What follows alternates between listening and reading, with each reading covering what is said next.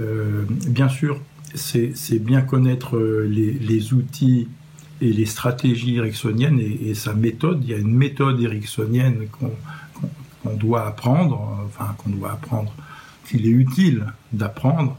Il y a à accéder à cette nécessité donc de penser son travail une fois qu'aussi on a un certain nombre d'expériences thérapeutiques avec le patient, de pouvoir déterminer quelle va être notre propre façon de faire et d'être ericksonien, notre style personnel, parce qu'être ericksonien, c'est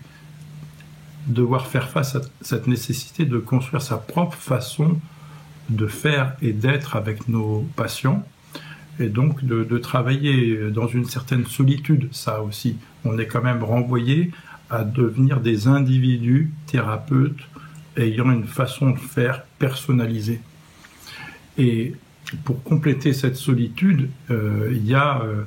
être ericksonien, c'est être relié et être en réseau avec nos collègues,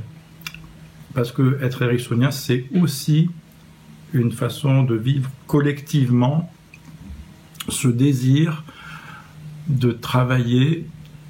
à la suite de ce type qui a été génial et qui a été précédé par d'autres aussi, dans une sorte d'esprit et de philosophie du soin. Et donc, heureusement, c'est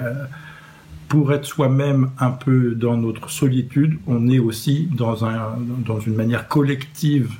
de travailler et d'être relié, d'être en interaction et d'être interconnecté. Et c'est ça aussi, être ericksonien, c'est faire partie de cette collectivité de plusieurs centaines d'instituts et de gens qui travaillent dans ça collectivement également.